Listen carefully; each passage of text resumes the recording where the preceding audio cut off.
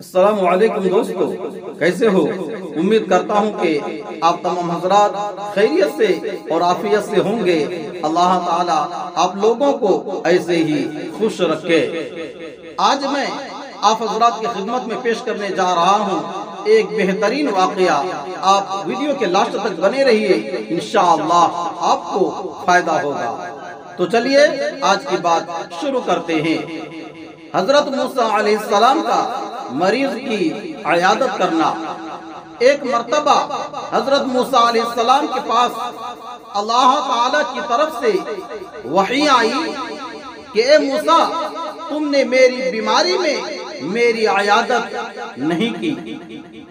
حضرت موسیٰ علیہ السلام نے عرض کیا کہ اے میرے رب، آپ بیماری سے پاک ہے اور آپ کی اس ارشاد میں کیا راز ہے، اور آپ کے اس ارشاد میں کیا راز ہے، ہم پر ظاہر فرما دیجئے۔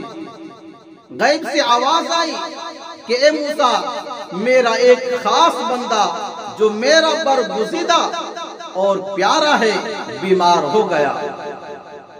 اس مقرب بارگاہ کی معذوری میری معذوری ہے اور اس کی بیماری میری بیماری ہے۔ تمہارے اس کی عیادت کے لیے جانے میں تمہارا ہی فائدہ ہے، اور اس کا فائدہ ثواب اور خاص بندے کی دعا کا ثمرہ سب کچھ تمہیں لوٹ کر ملے گا۔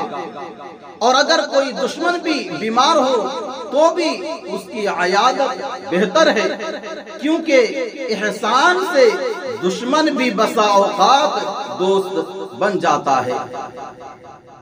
اگر اس عمل سے دوست نہ بھی ہوا تو کم از کم اس کی عداوت اور کینہ میں کمی ہو جائے گی، اس واسطے کے احسان کینہ کے زخم کے لیے مرہم ثابت ہوتا ہے۔ احسان کے بہت سے فوائد اس کے علاوہ بھی ہے، لیکن مضمون کے لمبا ہونے کے خوف سے اسے چھوڑ رہا ہوں۔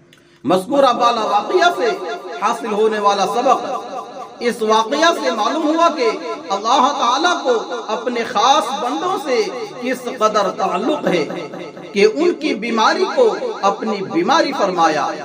اللہ تعالیٰ اس سے ان کی محبوبیت کا مقام معلوم ہوتا ہے۔